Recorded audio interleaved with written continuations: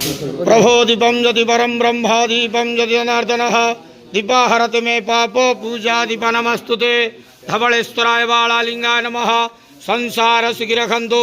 आज धर्मर मास कार्तिक मासर शुभ शनिवार रे समस्त श्रद्धालु भक्त मानक आशीर्वाद करंतु मनस्कामना पूर्ण करंतु कर्म क्षेत्र उन्नति करंतु ग्रहरिष्ट खंडन करंतु जगतर मंगल करंतु विश्वर कल्याण करंतु आपणकर नाम विख्यात करंतु सेवकर डाक श्रवण करंतु समस्त गुआवसा भक्त मानकर मनस्कामना पूर्ण करंतु।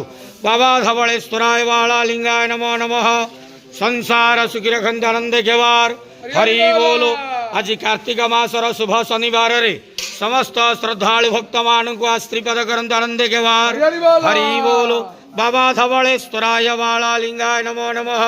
धवलेश्वराय बालालिंगाय नमो नमः।